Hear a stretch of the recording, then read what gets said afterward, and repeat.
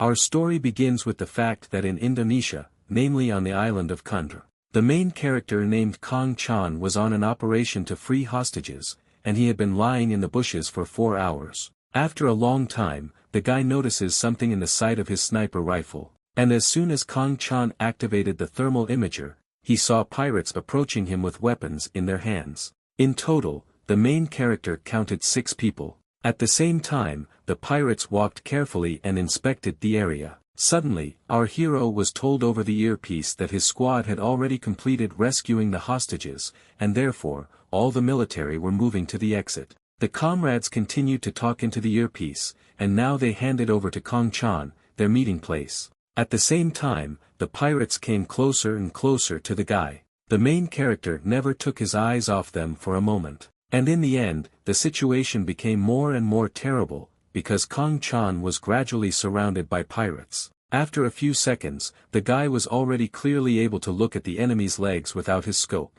Taking off his night vision goggles, Kong Chan began to panic a little, because there were too many enemies. Having taken off all his equipment, our hero began to wait for the moment when the bandits would pass by him. The pirates came closer and closer to Kong Chan, without noticing his presence. When the pirate's foot was already a few meters from our hero, Kong Chan took out his hunting knife just in case. When the knife was ready, the guy begged fate for the villains to pass him by. After a second, the guy holds his breath and waits for the pirates to pass by him. Our hero was overwhelmed with various feelings. He was incredibly scared to even take a breath, but thanks to this, more than half of the pirates had already passed by him.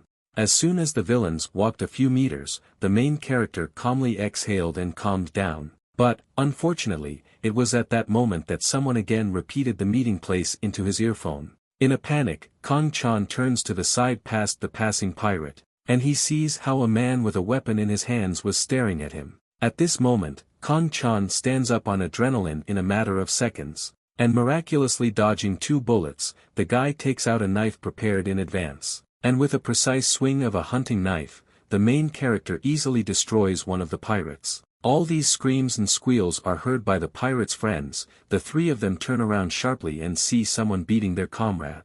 The men immediately released the safety on their machine guns and began firing hundreds of bullets directly into the back of Kong Chan, who was running away from them.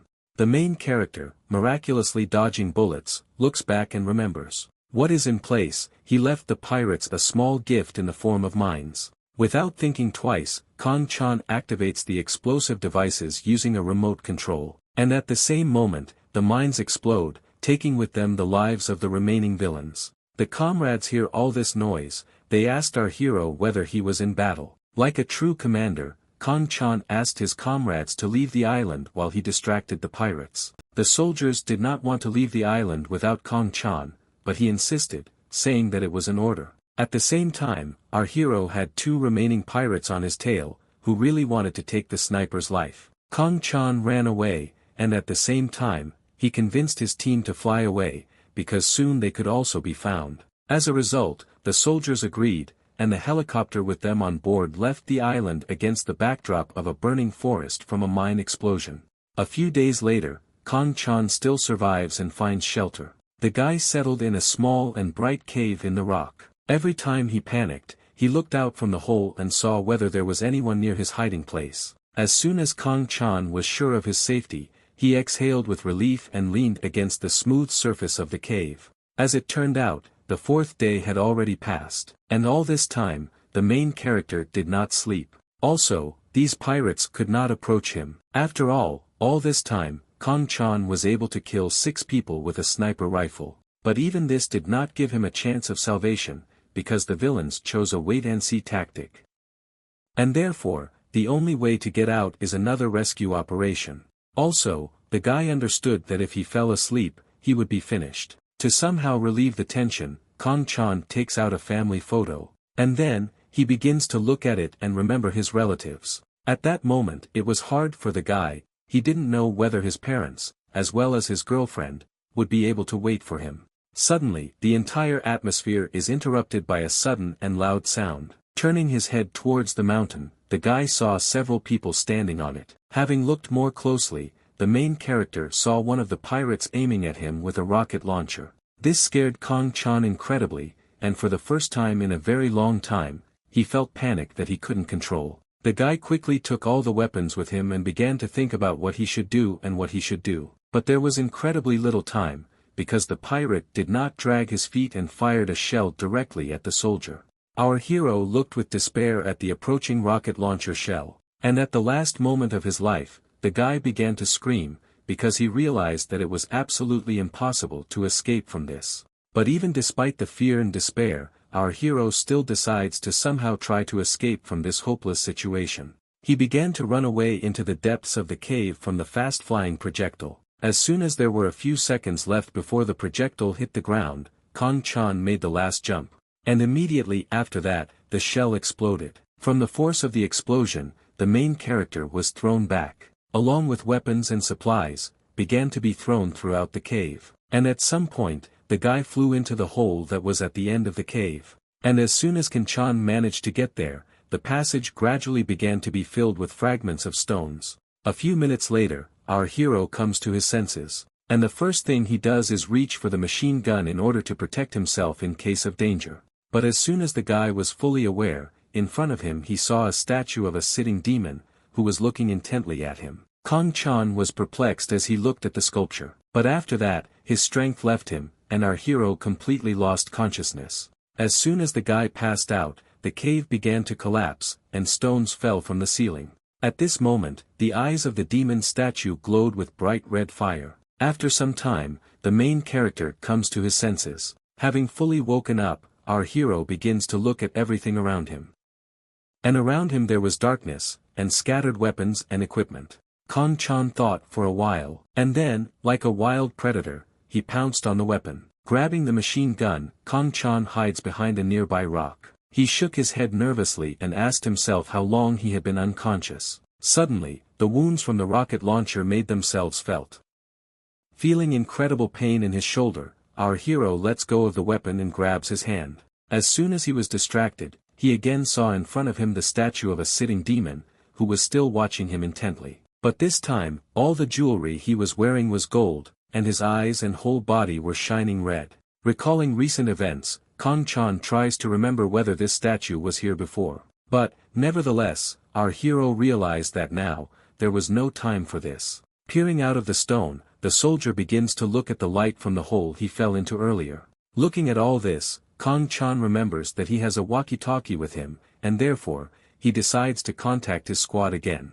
Without thinking twice, our hero collects his things. Having collected all his equipment, he finally looked at the demon statue. The guy was wondering where something like that was on this island. But, without paying much attention to this statue, the guy continues to walk and get out of the cave. As soon as the main character looked outside, his face immediately changed. Shock and horror overtook him, and inside his heart began to beat even faster. After all, in front of him, the soldier saw a completely different world. A world in which incredibly tall trees grew, and it was also very bright and full of colors. Everything around was as if in a dream. Kong Chan was shocked by all this, but when he looked up, he was even more surprised, because in the sky, the guy saw two bright and warm suns. Out of shock, Kong Chan took the compass to see where he was. But when the guy looked at him, he saw how the compass needles were going crazy. She didn't stop spinning. Looking at this landscape, the soldier absolutely did not understand what was happening and where he was. With all this information, our hero goes downstairs. And then he sits down and begins to think that this is all a dream. Looking at the compass again, and then, to the creepy demon statue. The soldier calms down and realizes that he is stuck here for a long time. At this moment, our hero begins to look for something in his backpack. And at this time, some kind of monster was crawling behind him. Kong Chan decided to look at his backpack and see what supplies he had left. As the monster gradually approached our hero, he laid out various objects from his backpack. A few minutes later, the main character pulled out a special tablet. Kong Chan tried to turn it on, but it didn't do anything because the device was dead. And when our hero tried to somehow force him to work, at that moment a giant snake was crawling over him. Then, the guy continued to pull out everything that was left in the backpack. As a result, our hero had weapons, as well as various supplies, but Kanchan did not know whether these cartridges would be enough for him to continue to survive. And therefore, our hero decided to save ammunition, and if there was none left, he would fight hand to hand. Suddenly, behind his back, our hero felt someone's presence. As it turned out, behind the guy there was an incredibly large and scary snake. When Kong Chan turned around, horror and shock appeared on his face. The snake didn't care about the guy's emotions. Without thinking twice, it shot at him with its incredibly thin and blade-sharp tongue. Thanks to his quick reaction, the main character was able to easily dodge the monster's very fast attack. As soon as Kong Chan landed, he took a position and took aim at the monster with his machine gun. But the monster's next action surprised the frightened guy a little. He looked at the snake and saw that it was looking at his machine gun with surprise and fear. Then the snake hissed strangely, and after a few seconds, she, having forgotten about all fears, began to attack the main character again.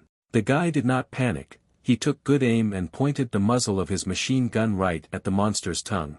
And as soon as Kong Chan waited for the perfect opportunity, he immediately began to shoot and damage the snake's tongue. Fortunately, all the bullets fired hit the target, and now the monster's tongue was damaged. From such a counterattack, the snake began to wriggle and writhe in unbearable pain. And suddenly, the monster accidentally touched the soldier with its tail. From such a sudden blow, Kong Chan was thrown several meters away. When he finally stopped, he thought that this monster was not taken by bullets, and that it would be almost impossible to defeat it. In these thoughts, the guy accidentally turns his head, and in his area, a sniper rifle conveniently lay. The soldier, without thinking twice, began to run towards her and try to pick her up. Fortunately, our hero succeeds, and as soon as the weapon was in his hands, he immediately took aim and made an accurate shot, which hit the snake right in its strong head. After the hit, the guy did not begin to rejoice. He again took up the position and continued to hold the monster at gunpoint.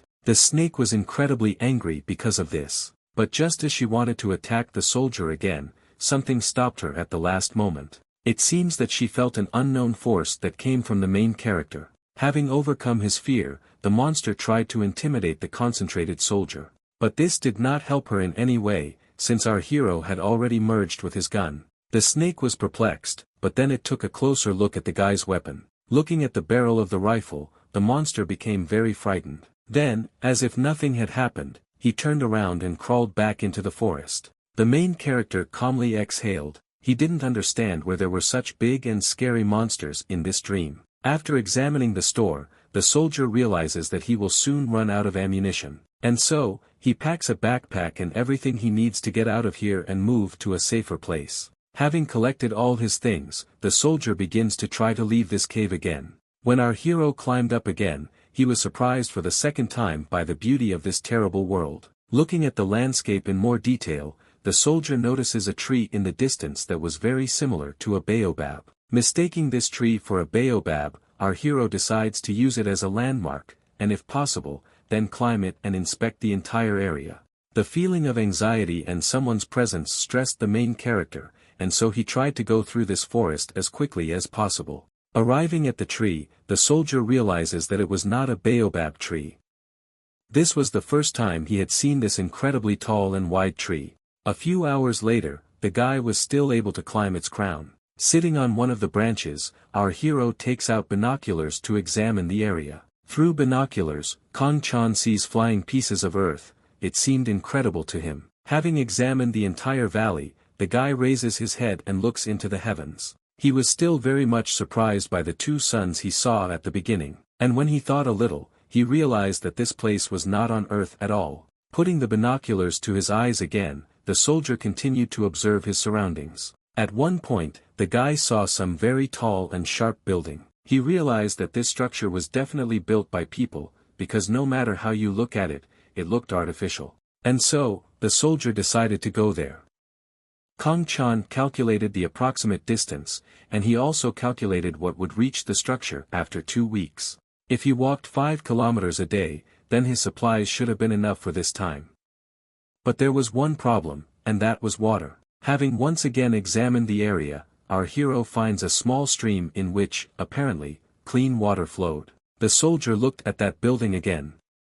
He wondered if going there was a good idea and if there were people there. And so, Kong Chan decides to take a good look around before the sun sets. A few minutes later, the guy slowly but surely climbs down from the huge tree. As soon as the soldier stepped on the ground, he immediately took out his machine gun and began to walk and closely observe everything around him. This whole situation awakened in him memories of one operation. So, the main character walked for several more hours. Every time Kong Chan heard a strange sound, he would turn around and look for its source. Our hero climbed between the thick bushes, he walked between the thin cracks of the rocks, and in the end, the guy came to a small closed shelter, where in front of him he saw a tree on which to rest. To protect himself, the soldier, just in case, collected a lot of dry sticks that he found in the bushes. Our hero quickly scattered them around the tree so that the sticks would become a small and simple trap for him. Once the trap was set, Kong Chan quickly climbed the tree, and having laid down comfortably, the soldier begins to look at the incredibly beautiful sky before going to bed. And when Kong Chan calmed down and decided to rest, his calmness is suddenly interrupted by something flying above him. Looking closely, the soldier sees a giant and long airship flying above him. When Kong Chan realized this, he immediately grabbed his backpack, and he immediately took out his binoculars to take a closer look at the flying object. Looking closely, the main character sees that there were several people on board the airship. The guy couldn't believe what he just saw, and in order to take a closer look at people, the main character takes out a sniper rifle, because there the lens is much more powerful than in binoculars. And in the sight of a sniper rifle, the main character clearly saw the faces of those mysterious and unusual people. The airship gradually increased the distance, and therefore, after a few minutes, Kong Chan could no longer see what was happening on board. Our hero stood for several minutes with his mouth open, he could not believe that he was seeing real people. The next morning, Kong Chan continued his journey. The guy still carefully made his way through the dense jungle. He walked the whole way in thought. Kong Chan couldn't get yesterday's situation and who he saw on board out of his head. After several hours of walking, our hero finally gets to a small river. Looking at her, the guy also observed the incredible beauty of the landscape. Approaching the water, the soldier decides to evaluate it. It looked clean, but the guy didn't know if it was safe to drink. And sitting down near the river, Kong Chan understands that even if you can't drink it, there was simply no other way to survive. And therefore, despite all the fears and worries, the main character takes water in his hands and begins to drink it. But surprise, this water tasted good and was not dirty at all. But even despite this, Kong Chan still decides to be more careful. The guy bends down again and begins to wash himself. At that moment, he felt alive. As soon as our hero stopped all procedures, he suddenly saw something. And at that moment, the eyes of the main character and the eyes of the monster that was hiding under the water simultaneously met. Kong Chan, in a panic, takes out a machine gun and starts shooting straight at the monster. But he dodged all the bullets. And a second later, on top of all this, several more pairs of eyes came out of the water. They all also started to stare at Kong Chan. Our hero still continued to look back. He did not understand where he got the feeling of danger. The guy didn't understand, or those eyes were now watching him. In order to somehow get rid of unnecessary thoughts, the soldier decides to go up the river, but those strange eyes continue to follow him. Suddenly, Kong Chan hears strange sounds coming from the bushes. He reflexively lies down on the ground to protect himself. Suddenly, our hero saw those strange eyes also hide in the water. And a few seconds later, a wild and huge boar ran out of the bushes. Kong Chan, with surprise on his face, watched as the boar gradually approached the river to drink water. And as soon as the boar began to drink water, one of the eyes showed itself again. And then, he began to gradually reduce the distance between himself and the boar. As soon as the animal saw this, it immediately stopped drinking and got scared. The boar, like a small puppy, began to run away from the eye in horror. A second later, the eye emerged from the water and began to follow the boar on land. After a few seconds, the eye still grabbed the poor boar's leg. And he, with horror, tried to somehow get out of the grip, but absolutely nothing worked for him. At the same moment, the others connected to the other eye, and they were clearly stronger than the boar. After a few seconds, the wild beast was attracted by those strange eyes. Our hero remained sitting in place with his mouth open, because he understood that it could have been him in the place of this boar. But he did not remain motionless for long, because after the monster ate the boar, he immediately remembered our hero. Kong Chan quickly removed the safety from the machine gun, and then, he began to fire a hail of bullets at the monster. Fortunately, the soldier knew how to shoot, and thanks to his skills, he was able to hit one of the monster's eyes. He, from unbearable pain, began to scream and squeal, while showing his appearance. The remaining eyes also continued to look directly at our hero, and he, pointing the gun, tried once again to feed the monster's eyes with more cartridges. As soon as the monster hid, the guy stopped firing. Then, he looked away and thought that this world was incredibly dangerous and cruel. After that, Kong Chan continued his journey. Today was already the 6th day since our hero has been trying to reach that building. Kong Chan was infuriated that this journey took him so long. Towards evening, the main character managed to climb a tall tree, and when he got up, he saw a small clearing near this tree, and therefore, the guy decided to rest a little. Our hero still can't forget how long it took him to get here. Partly, it was because the monsters took up too much of his time. After all, in addition to past monsters, the guy fought with other, and more terrible monsters. After these terrible memories, the main character sighs heavily. And then, picking up binoculars, Kong Chan decides to look at his goal, which he has been striving for almost a week. Taking a closer look, the guy notices that this tower very much resembled a sword blade. Kong Chan became convinced for the 3rd time that he was definitely not on Earth. After that, the soldier took out one of his dry rations, and he poured some of the contents into his hand. There was some popcorn and 3 small candies on the palm. After dinner, the soldier decided to rest a little, because in these few days he had experienced a lot. The guy lay there and still couldn't forget about those strange people on the airship. Having put all the puzzles together, Kong Chan realizes that those people are also not from Earth, and therefore, our hero could not casually contact them. The next day, Kong Chan continued his journey, and after some time, he comes to a very similar field, near which he spent the night. Our hero looked at this area with suspicion, because it looked very much like some kind of trap, and if monsters appeared here, the guy would be finished. Despite the fear and uncertainty, the soldier still decides to go to that field. After all, he had no choice but to go there. The wind shook the tall and thick grass. The soldier, meanwhile, had already walked half of this field without getting into trouble. Suddenly, something moved in the grass, and when the guy saw it, he reflexively took out his machine gun and immediately took it off the safety. At the same moment, he heard strange sounds and rustlings behind him. And a few seconds later, all these frightening sounds completely surrounded Kong Chan. Suddenly, one of the sources of this sound began to sharply and quickly approach the shocked soldier. The guy, out of panic, began to try to destroy this creature with a machine gun, but nothing works out for him, because he sees that 2 monsters were still approaching him. And as soon as the soldier decided to change the store, one of the monsters immediately jumped out of the thick grass, and opening its incredibly large mouth, it tried to destroy our hero. Fortunately, the guy didn't panic. He instantly pulled out a pistol, which he always had hanging at the ready. And with a calm face, he began to fire bullets from it directly at the terrible monster. Fortunately, our hero managed to destroy it. But as soon as this monster fell to the ground, the others immediately grouped up and simultaneously began to attack the guy. All 3 of them jumped out of the bushes and also tried to destroy the main character.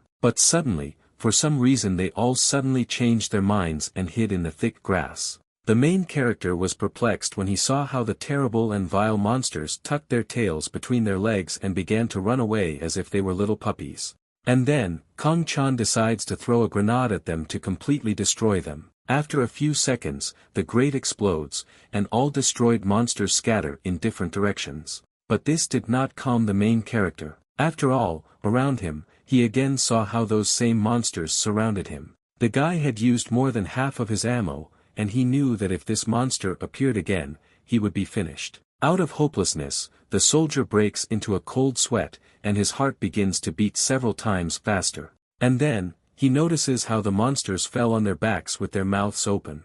And a few seconds later, they all ran away again, just like last time. The guy was at a loss, he didn't understand what was happening here. And then, horror and incredible fear, which he had never felt in his life, filled his face. After all, in front of him stood an incredibly tall stone golem. Compared to the golem, the main character looked more like a small goosebump than a tall man. The soldier stood with his mouth open and did not understand what to do. Suddenly, the monster began to take its first steps. Seeing this, Kong Chan became incredibly scared and began to look for a way out of this situation.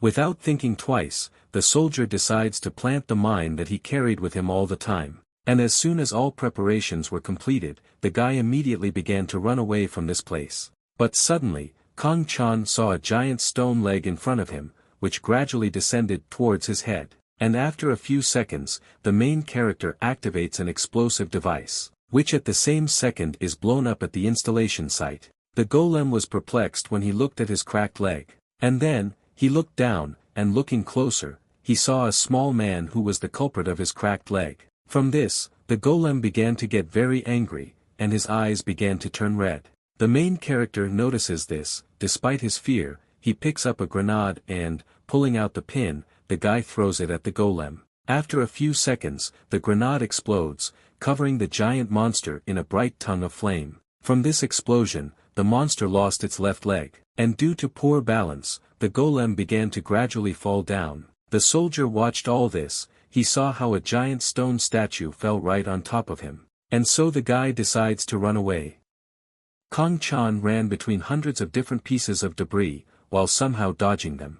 And after some time, our hero safely reaches the nearest forest, where he hides from the monster. Suddenly, a bright yellow seal appears near the golem's head. A boy with silver hair and a rabbit mask on his face got out of it. He was incredibly surprised when he saw the destroyed golem lying on an empty field. Having examined the whole picture, the guy sharply turns his head towards the forest, towards which the main character has already run. Without thinking twice, the boy, with a snap of his finger, takes out some kind of note. And then he burns it and disappears from sight. After some time, night fell in this incredibly beautiful and dangerous world. At this time, the soldier gradually made his way through the terrible bushes, while looking into the thermal imager in the sight of his machine gun. As it turned out, Kong Chan had been walking like this for the third day, and during all this time he had never rested. He was incredibly pleased that the closer he got to the tower, the fewer monsters he came across. After some time, his thermal imager marks some small object that was standing on a tree branch.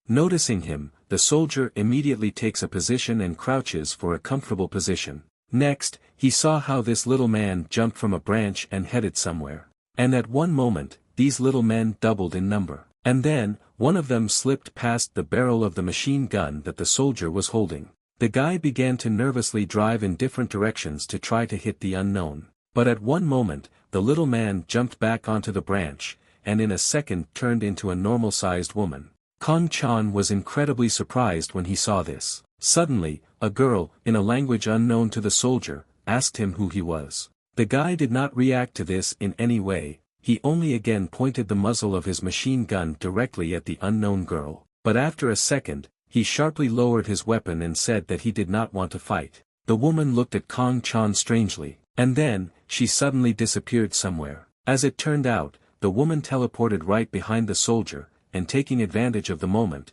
she put her sharp sword to the back of his head. But our hero was also not bad. He quickly reacted to this, and at the same time, he put a gun to the girl's stomach. The woman cut the soldier slightly, and was convinced that this was his true appearance. At this moment, Kong Chan was thinking about whether he did the right thing by opening up and not defending himself. Suddenly, the woman removed the sword from the back of the guy's head, and now he seems to have calmed down. But, unexpectedly, she began to smile strangely. And then, she abruptly began to jump from side to side, and still speaking in an incomprehensible language, she called the soldier an incapable warrior and asked him how he ended up here. At one point, the woman stopped jumping and seriously thought about destroying the main character. Suddenly, the same seal that was near the head of the destroyed golem appears near her head. The same boy got out of it and shouted to warn his friend that Kong Chan was very dangerous. The girl turned around and asked her friend if he was right. The guy couldn't calm down. He said that the soldier easily defeated the forest guard. For some reason, this made the girl even angrier at our hero. She turned and looked at the guy with a dissatisfied face. At that same moment, Kong Chan sensed something was wrong, and so, just in case, he took out his gun and pointed it at the woman. The girl decided to try to fight the soldier. She thought that Kong Chan was hiding his identity and was not who he really was. The girl's friend shouted to her to stop, but she did not want to listen to him and rushed into battle. The soldier realized that this situation was very dangerous for him, and so, he still shot the woman with a pistol. The girl was incredibly surprised by what she saw. And when the bullet almost reached her head, at the last moment, she put up a protective barrier, which saved her life. The bullet hit the shield directly and bent like plasticine. As a result, the shield was completely destroyed, but the girl, fortunately, remained unharmed. After this situation, the woman looked into the eyes of the main character with a surprised look. The soldier did the same thing. He absolutely did not understand what was happening here. This made the girl even more angry, and she began to activate her abilities. The soldier was frightened by such a surprise. He did not understand what was about to happen and what he should expect. And then, blue sparks began to fly towards the main character, which, fortunately, did not cause much damage to Kong Chan. This is all, from the outside, seen by a boy named Lu. He understood that something bad was about to happen and therefore, he decides to protect himself. The boy quickly opened the shield and placed it in front of him. And then, with the help of his magic, he covered our hero and the girl with the dome. At this moment, the girl could no longer be stopped. She was incredibly angry and determined to defeat the main character. The guy tried to somehow come to an agreement with the girl and ask her not to attack him. But she didn't care. She continued to absorb energy into herself in order to later direct it into the soldier. The guy tried to reach her again, but the girl continued to ignore him. And so, the soldier took out his pistol and pointed it at the girl. At this moment, the girl finished all preparations, and with rage in her eyes, began to attack the main character. The soldier understood absolutely nothing. He stood in bewilderment and looked at how the woman attacked him. And when there were a few seconds left before the collision, suddenly, the wall of the dome was broken through by someone, and a small explosion occurred inside it. A boy named Lu was thrown somewhere to the side by the explosive force that occurred inside the dome. And after flying several meters on solid ground, the guy stops and watches as a small but thick smoke formed at the site of the explosion. When the smoke cleared, Lu saw the girl standing bowing in front of someone. Gradually, the guy began to notice someone's legs. And then, he fully saw the same man whom the main character saw. Kong Chan, in a panic, took out his gun and pointed it at the unknown man. But, due to stress and fatigue, the soldier loses consciousness and falls to the ground. After some time, Kong Chan is tied up, and all his weapons are put in a separate pile. As it turned out, the guy was a prince, and he asked the girl whether everything was okay with her. The girl said with relief that she had not used her powers for a long time, but despite this, everything was fine with her. The prince looked at her strangely, and then he said that she was too hasty. The girl heard this and asked the prince for forgiveness. Suddenly, Lu joined the conversation. From his words, we learn that the girl's name is Kashiria. Lu said that she was not to blame, and in this situation, he was the culprit. But the prince ignored this and began to speak his thoughts out loud. Then, he was distracted by a soldier lying and tied up on the ground. Lu suggested that Kong Chan was a foreigner. Taking the gun in his hands, the guy said that his appearance and language indicated that the main character was a stranger. And also, this gave away his unknown weapon, which was incredibly powerful. The prince heard this and asked Lu how powerful it was. Kashiria, irritably, said that she managed to put up a barrier in a hurry, but it shattered from the incredible power of a steel bullet. The prince thought for a while, and then asked his friends or the soldier if there were any other weapons. Lu looked at the machine strangely and said that this was the first time he had seen all this. Suddenly, Lu got very excited. He suggested that the guys destroy our hero while he was unconscious. But the prince abruptly stopped him and said that he was a warrior and he had honor. And then Kashiria entered the dialogue. She said that she wanted to fight the guy when he woke up. Suddenly, she heard Kong Chan muttering something under his breath. The guy promised his family, as well as his girlfriend, that he would soon try to return home. The prince examined the soldier in detail. He even thought that he was an envoy of one of the bishops. Lu immediately offered to interrogate Kong Chan as soon as he woke up. The prince thought for a while, and then, Lu suggested that we try to talk to our hero using his magic. Lu agreed and said that he would be able to communicate on a certain level. At the same moment, the soldier sharply opens his eyes and comes to his senses. He couldn't understand at all where he was and why he was tied up. Suddenly, in his head he heard a voice that told him to give up. Our hero somehow turned his head towards the source of the sound. And then, in front of him, he saw three people unknown to him, who were clearly not in a friendly mood. And therefore, the soldier immediately asked the unknown people who they were.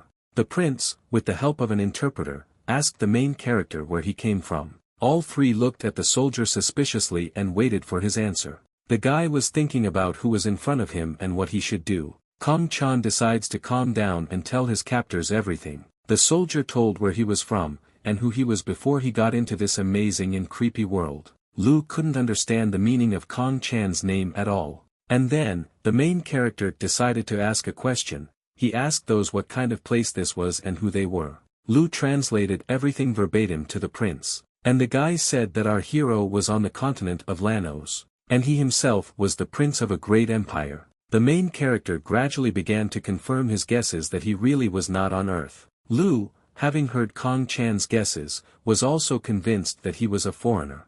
And then, the boy asked the soldier what continent he came from. Lu assumed that the guy came to them from the Kona continent. Our hero heard about all these continents for the first time. He had no idea what the trio were talking about. Lu told his comrades that the soldier had simply fallen behind his companions, and therefore they did not need to be so careful with him. Our hero could not understand a word of what the boy was talking about. The soldier again panicked, and he asked the unknown people what they wanted to do with him.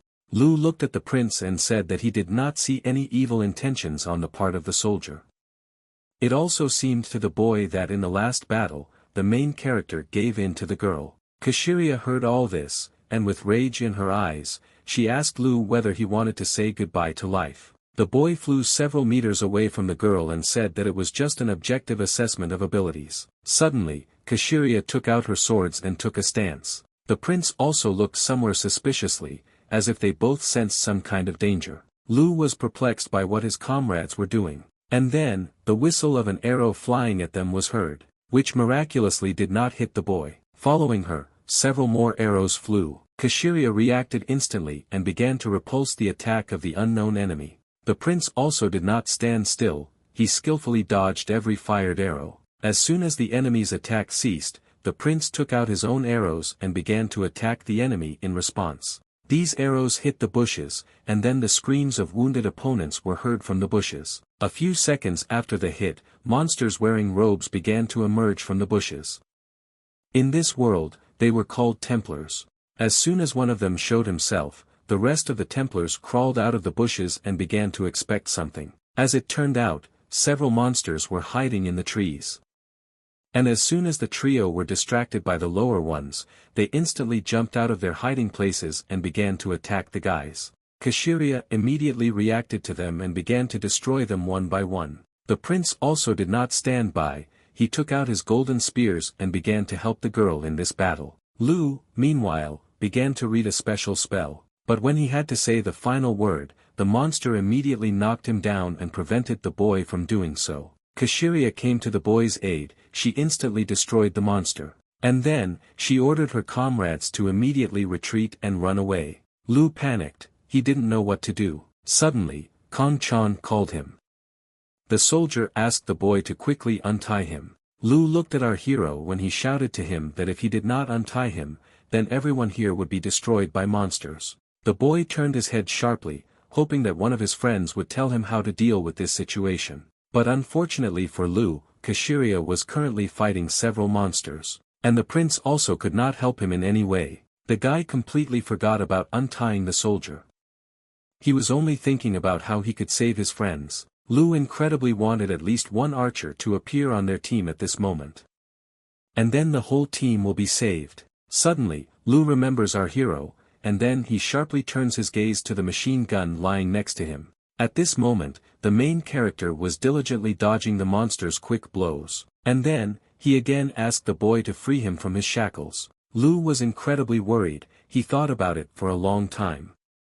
And since he did not see any hostility in Kong Chan, Lu still decides to free him. Without thinking twice, the boy takes out a magic note. And then he begins to cast a spell. At this moment, 3 huge monsters attack him. The monsters also did not leave the defenseless soldier aside. And as soon as one of the monsters almost struck the main character, Lu immediately finishes his spell and then, all the magic ropes disappear and the main character becomes free again. The soldier was incredibly angry at the monsters, and therefore, he gave one of them a good kick right in the face. With this blow, the guy removed the hood from the monster's head, and now one could see his terrible and ugly face. The soldier was incredibly surprised by this. He immediately asked the boy who they were. Lu, being somewhere on the side out of fear, said that these monsters were the dogs of the high priest. The soldier wanted to know more about all this, but Lu, hiding in the bushes, said that he would find out about them a little later. Suddenly, the guy turns around and sees how the monster is about to hit him. Kong Chan quickly reacts to this and dodges this quick blow at the last moment. Then, he runs to the machine and instantly picks it up. After the machine gun is in the soldier's hands, the guy takes a position and takes good aim. And then, he quickly fires several bullets at this monster. Kashiria was incredibly surprised when she heard the shots. The prince was also shocked by this. They both turned around and saw how Kong Chan dealt with the monsters. Kong Chan, without thinking twice, reloaded his machine gun, and then, he opened fire again on the monsters. Almost all the bullets fired hit the opponents, and all of them left this world at that very second. The prince also did not stop fighting, he destroyed the monsters over and over again. Suddenly, while Kong Chan was trying to destroy one of the monsters, another one sneaked up on him unnoticed. And swinging his sickle, he tried to strike the soldier. Our hero realized too late that there was no way for him to escape from this attack. Fortunately, he is saved in time by Kashiria, who at the same moment ended the battle with her opponents. The next minute, the guys fought side by side with the monsters, while covering each other. Finally, Lu climbs out of the bushes, and then asks his friends to give him a few more minutes. Unexpectedly, Kashiria asks our hero to leave all the monsters to her. But the girl did not calculate their number, and our hero warned her in time that someone was attacking her from behind. Kashiria turned around, but she still didn't have enough time to destroy the monster. And fortunately, the girl was saved, because when she turned around, she saw how the monster had already been destroyed. When Kashiria looked back, she saw how Kong Chan saved her. The guy nodded his head and told them to continue fighting. A few minutes had passed since Lu asked his friends for some time. And now, the boy was ready to cast the spell, and the moment Lu started speaking, somewhere to the side an incredibly loud and terrible roar sounded. Horror appeared on Kashuria's face, she could not believe what she had just heard. The prince, still fighting the monster, asked Lu when he would cast the spell. And at that same moment, almost everything was ready, the boy was just pronouncing the last words of the spell. When our hero heard this roar, he immediately asked the girl what that sound was. Kashiria, with incredible emotion inside, said that it was Bloody Mason. Kong Chan did not understand a little what the girl said, he asked her to tell her in more detail about this creature. But without waiting for an answer, our hero notices how all the monsters suddenly began to disperse to the sides, while making a small corridor. As soon as the corridor was built, terrible sounds began to be heard approaching from the darkness of the dense forest. All the monsters stood motionless, waiting for whoever was about to appear in front of them. Kong Chan and Kashiria were a little panicked, they also didn't understand what to expect. The prince was also at a loss about what was happening around him. A few seconds later, a red and huge red leg appears from the darkness of the forest, which easily knocks down a nearby tree. And after the leg, an incredibly large and scary monster appears with an iron mask on its face and a sharp axe in its hands. The monster opened his already narrow eye and began to closely examine those around him. And when he noticed the prince, he immediately began to rage and try to destroy it. But just as the monster wanted to strike, someone shot at him and hit him right in the arm. Bloody Mason stopped and then carefully looked at the culprit. The monster saw the main character standing in front of him, who at that moment was holding his machine gun at the ready. Kashiria at that very moment realized that something was about to happen, and therefore, she ordered her friends to immediately dodge and run in different directions. As it turned out, the girl was right, because at that moment, Bloody Mason began to run straight towards them, with his axe raised up. The monster did not distinguish where his opponents were and where his allies were, and therefore, he began to unify everyone on his way. At the same moment, Lu's spell was ready, the boy was holding a huge magic ball in his small hands. At the same time, Kong Chan remembers that he has a sniper rifle, and so, he asks Kashiria to cover him while he tries to lift her. After the warning, the main character immediately ran straight to the weapon. And at that moment, Bloody Mason saw the soldier and tried to destroy him. Kashiria did not allow this to happen, she protected the main character from misfortune in time. Also, the prince helped our hero. He happily destroyed several monsters to make it easier for the soldier to get to the weapon. Thanks to the teamwork of his new friends, Kong-chan takes the weapon with ease. But this was not enough, because Kashiria still could not cope with Bloody Mason, and therefore, at the last moment she warned our hero. Fortunately, the soldier was well trained, and therefore, he easily dodged this quick and sudden attack. The monster was furious that he could not destroy the guy with one throw. But there was no difference anymore, because Lu entered the battle. The boy enlarged this sphere several times, and then said the last spell. After all this, he hit all the monsters on Earth with his magic. Bloody Mason and all the monsters on the ground were blinded by a bright yellow flash. From the outside, it looked as if a meteorite was about to fall to the ground. But when the attack happened, absolutely nothing changed, and all the monsters, as well as people, remained in their places. When the main character opened his eyes, he looked around. The guy didn't understand what just happened, and why all the monsters were safe and sound. Bloody Mason looked at the flying boy and immediately realized that he was the culprit of this blinding attack. And then, the monster began to run straight towards the main character. At this moment, Kong-chan asked his new friends to dodge. Suddenly, small craters began to form on the ground. And then, the earth turned into plasticine and began to fly up. The soldier was seriously frightened. He squatted down and covered his head with his hands. But when nothing happened to him, the guy calmed down and continued to look at what was happening. After a few seconds, Kong-chan stopped being afraid. Now he was incredibly surprised by what was happening before his eyes. The guy saw how the bodies of vile and terrible monsters began to crumble into pieces and pieces. The soldier instantly looked at the boy and guessed that he was the culprit of this whole situation. Our hero also saw how he and two comrades were under an invisible dome, and therefore this attack was not terrible for them. At the same moment, the body of the Bloody Mason practically dissolved. And after a few seconds, there was practically nothing left of the monster. Once all the monsters disappeared, only 4 friends remained on the battlefield. Suddenly, Lu's strength began to drain. And at that same second, the boy began to fall at incredible speed straight to the ground. Kashiria saw this. The girl immediately reacted and caught her friend in time. Some time later, the team went to look for shelter. After several hours of travel, they finally stopped on one of the paths. The prince and the girl looked at each other, and Kashiria quietly pointed to the guy in the direction of the bushes. She guessed that monsters were everywhere, and that she was surrounded by them. The prince did not know what to do. He realized that they were completely under siege. The main character decides to join the conversation. Kong-chan asks his friends whether there were many enemies around them. The prince remained silent, and Kashiria said that there were about 2,000 monsters, and besides, it was unknown how many Bloody Masons were among them. The soldier was shocked when he heard that there were so many monsters. The prince said that they somehow need to survive this night. The soldier absolutely did not understand what the guys were talking about. He asked them whether reinforcements would soon come to the monsters.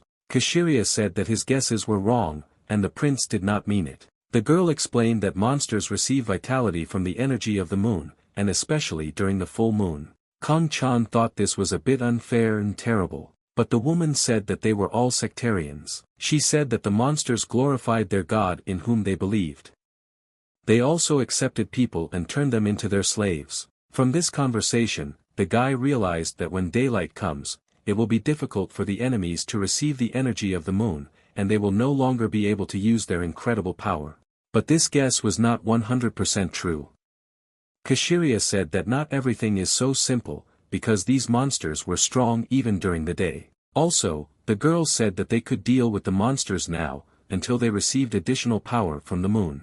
And then, she invited the prince to try to break through. The prince said that they could not do this, because Lu was in terrible condition. And then the man asked the girl how far away was the cave where they stopped yesterday. Kashiria quickly calculated everything and said that even at full speed, the journey to that gap would take about half a day. The prince began to think. He understood that they needed to move as carefully as possible. Suddenly, Kong-chan suggested that the guys dig in here. Kashiria looked at the guy strangely. And then, she irritably asked the soldier if he just wanted to give up. But our hero meant to create his own shelter, and not to look for it. The girl asked whether the soldier suggested they dig a hole and stay here. Kong Chan confirmed her words and said that if possible, they also need to set some traps. This was the first time the woman had heard about traps and their installations. And then, the main character asked if the guys knew anything about the secret shelter. After some time, the main character and his friends began to make traps for monsters.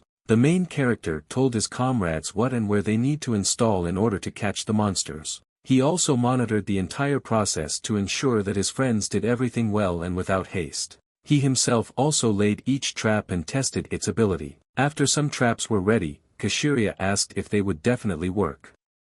Our hero said that their opponents will probably also have some traps. When Kong Chan was about to make another trap, he told the guys that the most annoying thing on the battlefield is being wounded. If one of the companions is wounded, then it will be quite difficult to attack, because a comrade cannot be left in trouble. But since these are monsters, one couldn't expect anything like that from them. First of all, a small wound will be enough to neutralize enemies. The soldier also said that a skilled sniper always aims for the lower body. The girl, hearing the word sniper, tensed up a little. Our hero then explained that it is difficult for a person or anything else to move freely even if one toe is hurt. When the soldier laid another trap, the girl heard a strange noise coming from the side. When she turned around, she saw Lu finally regain consciousness and wake up. After some time, the boy could freely cast magic. And the first thing he did was cover all the traps with earth. After this spell, the guy ran out of strength again and almost fell to the ground, but the prince caught him in time. Several more hours passed, our hero still could not calm down with the installation of various traps. More and more new ideas came into his head, and he gradually brought them to life. After all the traps were set, the soldier could finally breathe out with peace of mind. The prince asked the main character whether 16 traps would be enough. Kong Chan said that this would be enough for a start. And then, Kashiria thought, what if the monsters don't get caught in them? To this, the soldier said that the monsters must definitely fall for them. After some time, the enemies showed up, and they pursued Kashiria. The girl skillfully distracted them and drove them straight to the traps. As soon as she found herself on a field with traps, the girl immediately stopped and decided to wait until the monsters themselves fell into them. As expected, the first monster immediately fell into one of the traps. He was in incredible pain when his leg was pierced by sharp tree branches. And then, several more monsters fell into the traps, and they also screamed from unbearable pain in their legs. The girl took advantage of this chance, and thanks to her abilities, she was easily able to destroy several injured monsters. The rest of the monsters looked at all this with horror. They understood that if they went forward, they would also fall into traps. Kashiria stood surrounded by monsters, and smiled because they were afraid to approach her. As soon as one of the monsters fell into the trap again, the girl quickly reacted and destroyed absolutely everyone in this clearing. Someone even tried to escape while his comrades were being destroyed by Kashiria. But he also fell into one of the cunning and invisible traps of the protagonist. As soon as the monster caught the tight rope, it broke and the stretched branch immediately hit him right in the stomach. Meanwhile, the girl dealt with absolutely all the monsters that had pursued her earlier. And now she was left standing alone among the destroyed bodies of terrible and vile creatures. At the same time, the prince was also leading a huge crowd of monsters. A few minutes later, he ran up to the soldier's prepared trap. As soon as the man jumped over the large pit, the monsters immediately began to leave this world one after another. When some monsters had already activated all the traps, the survivors looked up in surprise. They saw Lu flying in the sky, and at that time he was holding an incredibly large fireball above his small head. As soon as the boy read his spell, he immediately threw this ball straight into the crowd of monsters. A few minutes later, Kashiria came running to the guys. Upon arrival, she was also able to destroy several monsters. When everyone was gathered, suddenly, the prince and the girl noticed some strange sounds coming from the side. When they turned their heads, they saw Bloody Mason coming out of the bushes. The monster started screaming when he fell into one of Kong Chan's traps. But his screams were short-lived, since the bullet flies quickly, and therefore, the monster was incredibly quickly destroyed by the main character.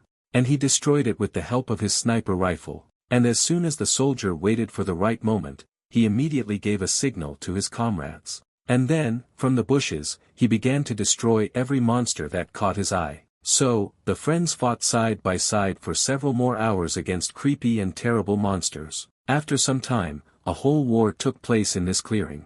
Lu used his incredible magic to attack his opponents who were attacking him. The main character shot at the monsters with a sniper rifle, covering his comrades. After several hours, all enemies in the area were finally cleared. The prince looked around and asked his friends whether no one dared to escape. The girl, shaking blood from her ball, said that all these monsters were possessed, and therefore none of them could leave the battlefield. Our hero crawled out of his hiding place and looking at the whole picture, he said that the monsters were merciless. Kashiria said that individually these monsters were weak, but when they united, they became truly creepy and invincible. The prince asked Kong Chan what they should do now. The main character thought for a while, and then he said that they must follow the established escape route and continue to set traps as they move forward. Suddenly, Kashiria asked the guy if it would work. The girl thought that the monsters could predict their route and bypass them, and then wait. The soldier thought for a moment, and then said that this is why when retreating they need an advanced detachment. In the current case they could not let anyone forward. Suddenly, a boy joined the conversation and said that the boys had nothing to worry about here. Kashiria, with fire in her eyes, asked her friend if they could use detection or tracking magic. Lu said that it was quite easy and reliable, but unfortunately, this magic wasted too much energy. But then, the boy offers his friends an alternative option. He takes out a paper with a spell from his cloak, and then with a very simple spell he charms her. As soon as the first ritual was completed, Lu made several dozen more from one piece of paper. And then, like little birds, they flew into the sky and began to soar like stars. The friends looked at this phenomenon in surprise. They had never before seen how simple paper could fly and shine at the same time. The soldier also saw this for the first time, his surprise knew no bounds. Even this simple spell could take a lot of strength from the boy, and he, holding his head, asked the guys to rest a little. The prince supported Lu and said that he and the rest of the guys did a great job. Then the man invited his friends to have a snack and moisten their throats. A few minutes later, the team settled down near the roots of a large and tall tree. The girl looked at the map and said that if they continued like this, they would be able to get out of the forest before sunrise. The prince said that it was all thanks to the main character and his incredibly powerful weapon. The soldier was embarrassed by such words. He said that he would not have been able to cope with the help of new friends. The girl, closing the card and folding it into her pocket, said that this time it was the merit of our hero. At one point, Kashiria didn't really like the way the soldier was looking at her. With anger on her face, she asked the guy why he was looking at her like that. Kong Chan laughed and said that everything was fine. Then the prince entered the conversation. He was very interested in the weapons that the soldier used during each of his battles. The girl said that its strength and range cannot be compared with a bow, and its rate of fire is similar to shooting from a crossbow. The soldier said that the weapon was originally designed to destroy various targets. Then the guy told absolutely everything about his weapon. The prince heard this and said that they would continue to need his help, because without this weapon they were as if without arms and legs. Kong Chan, looking at one point, said that he wanted to continue helping his new comrades. Kashiria didn't like the soldier's tone a little. She asked him to stay with them, because it was better for him. Our hero asked the girl to calm down, then he himself said that he had run out of ammunition, and that's why he was worried about it. Kashiria was surprised when she heard the word cartridges. The guy took out one cartridge and said that they were also called ammunition. Next, the soldier began to explain how the cartridge works in the machine gun. The girl heard this whole story and realized that this was a real problem. Suddenly, the prince asked the boy whether he had any way to somehow help the soldier. Lu went down to the guy and sat down opposite him. And then the boy asked the soldier to hold the cartridge in his hands and examine it. The main character gave him a whole sniper rifle, and Lu began to examine her in detail. After some time, he gave the rifle back,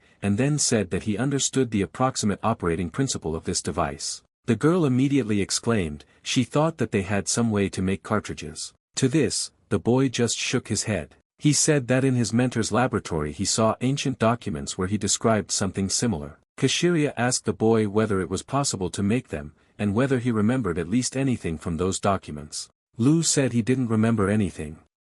However, the necessary ingredients for this were not of the magical age, and this was the main problem. Additionally, the black powder used for ammunition was also a problem. It can only be obtained by going to the magic tower in the imperial capital. The guys, having heard their friend's statements, immediately began to think about what to do. Suddenly, an idea comes to our hero. He remembers that the boy had previously shot fireballs. And then, the soldier asked the guy what the basic principle of its operation was. Kong Chan was sure that the boy did not just light a fire with his hands and shoot it. And then Lu gets the idea of a soldier. He happily tells him that to create a fireball, he needs to compress the air into flames and then say the right words. As soon as the boy explained this, another very good idea comes to his mind. And this time, the girl asked the guys if there was any way to recreate the ammunition. Lu smiled and said that there was one way to make a cartridge, but he was not sure that this method would work. Kashiria again asked the boy if he had a way to solve the problem with bullets. Lu said that it would take a lot of effort, so he would try to develop a recipe for bullets. There will be problems with the tip, but instead, Lu can do magical processing. At this time, Kong Chan took out a military pendant. Hearing the boy's words, he thought that magical processing was some kind of enchantment. When the soldier took out the pendant, he saw how a gold medallion was attached to it. Earlier, when the Templars attacked the team, our hero wanted to ask who they were. But instead of explanations, he heard some incomprehensible words. Even then he could not understand the language of his friends. To solve this problem, Lu quickly conjured a golden medallion for Kong Chan, which helped him understand their speech. Once the main character received the medallion, the boy said that if a soldier is within 5 steps, he will be able to understand and speak without Lu's help. Kong Chan sat and thought about it. He believed that magic in some sense is better than mechanics, like a telephone. When our hero came to his senses, he heard Lu ask him whether he needed a bullet casing. Lu said that he needed it because he also needed a medium on which to engrave the magic formula. Kashiria realized that the boy needed to engrave each bullet, and so she asked him if there was some simple way. Lu said that it would be nice if he carved the formula onto the bullet, but he couldn't do that with his current abilities. Kashiria was surprised that the process was so difficult. Kong Chan listened to the entire dialogue from the side. He realized that the girl was very confident in Lu's skills, and therefore the soldier did not doubt him either. Suddenly, the boy told the soldier that the performance would be good. After all, he had previously tried to engrave magic spells several times, and this should be enough to remember a couple of spells. After some time, the guys continued to prepare for the next battle. They set and made new traps. As soon as everything was ready, each of the friends took their positions and waited for their opponents. And as soon as the enemies showed up, the comrades began to fight while covering each other. At this time, Lu tried to engrave a spell on the cartridge case. The girl was already tired of endless battles. She asked the prince how many more enemies there were. The guy said that they needed to hold out a little longer, because the sun would rise soon. This infuriated Kashiria incredibly, because these monsters attacked non-stop. In parallel with this, Lu tried to do his own thing. The girl saw that something was not working out for the boy. Lu said that this was the magic of the ancient era. These were very old inscriptions. The boy felt like he was missing something. Our hero watched all this. He realized that if this continued, it would be very difficult for them to survive. Suddenly, the prince approached Kong Chan and asked the soldier how many cartridges he had left. The guy said that most likely he would use up all his ammo in the next battle. The girl realized that they had big problems. But the soldier said that if things got too bad, he would use his automatic rifle. And then Kashiria became interested in what the difference was between a sniper and an automatic rifle. The guy quickly told her absolutely everything he knew about these weapons. At this time, he said that he had a little more time left, and he would succeed. The prince supported the boy and said that he did not need to rush. After all, if this cartridge explodes inside the weapon, then they will have big problems. Our hero really believed that the boy would succeed, because with his abilities, you can do anything. After some time, the enemies attacked our friends again. Kong Chan, sitting in his shelter, covered the guys from a distance. Kashiria destroyed the monsters one by one, not giving them a chance to win. The prince also did not lag behind. He destroyed absolutely all the monsters that tried to attack him. And Lu did not stay away. He needed to rest a little before continuing the enchantment. Suddenly, Kashiria saw that the boy was in danger. She warned Lu, but it was too late. And at this moment, the boy is saved by an incredibly fast and accurate shot from the protagonist. who destroys the monster with one shot. A few hours later, the long-awaited sunrise finally arrives. The prince and Kashiria were incredibly happy when they saw the first and warm rays of sunlight. Our hero and Lu were also pleased with this. A few minutes later, the guys ran to the exit from the forest. They saw how the sun was blinding the exit, and therefore, they ran with all their might to quickly get out. And as soon as the forest was behind them, the friends saw an incredibly beautiful picture, which they really wanted to see earlier. The comrades were pleased with themselves and the work they had done for this incredible moment. But, unfortunately, Kashiria saw something very scary on the horizon, and her face changed in an instant. Indeed, on the horizon, the comrades saw an incredibly large army of monsters that were gradually approaching them. There were so many monsters that it was impossible to count them. Horror and despair appeared on Kashiria's face. Kong-chan broke out in a cold sweat, and Lu could not contain his emotions. The girl was incredibly angry, but even though no one had practically any strength, she still stood up to continue fighting.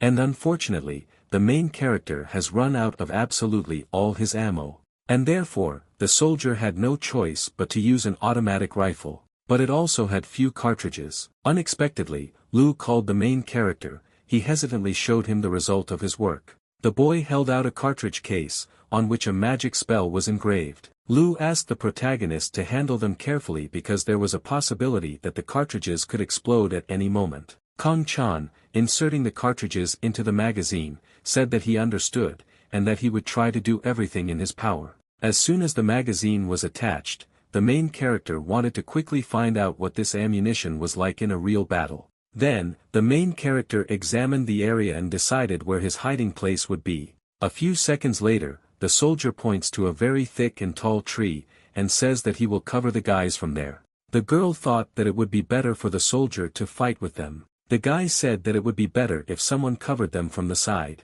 At this moment, the prince was thinking about what to do, and what they should do. Lu was seized with incredible panic. He was very afraid of this huge and powerful army, which was confidently heading straight towards them. Suddenly, the soldier notices something in the crowd of this army. Namely, he saw real people there, but for some reason they were all white and nothing.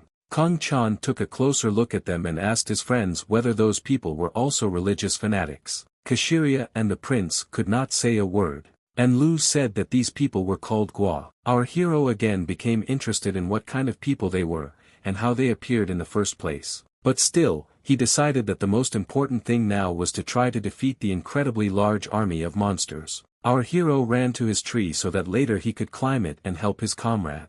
Crawling along the thick and hard base of the tree, Kong-chan hoped that they would still survive. A few minutes later, the main character lay in his position and looked through the sniper scope. Suddenly, the guy wonders why these monsters are chasing them, and where his new friends are going. Forgetting about all this, the soldier told his friends that they needed to break through on the right side before the monsters began the siege. Kashiria was a little worried about the guy. She asked him how he was going to get out. Kong-chan said that these are already his problems, and he will sort it out somehow.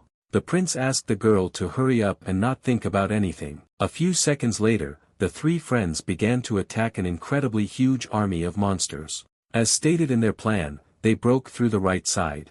And so, despite all the fears and uncertainty, the trio began their battle against the army. The boy used fire magic, and thereby he set the monsters on fire. As soon as the fire went out, the prince saw someone in the crowd of this army. There was incredible shock on the man's face. After all, there he saw one of his subjects. The man did not want to eliminate her or hurt her in any way. But the girl didn't care. No matter what, she attacked her former master. Well, as soon as the distance between them approached, the girl immediately fell to the ground without any signs of life. Suddenly, Kashiria called the prince. She fought with monsters, and said that the guy should not doubt. After all these people were no longer his subordinates, and they were no longer connected with him in any way. Fighting off the powerful attacks of the monsters, the girl assumed that someone had already charmed them with black magic. At the same time, Kong-chan fires his last bullet. He took out the magazine, and with an uncertain look he looks into the clip where the enchanted cartridges lay.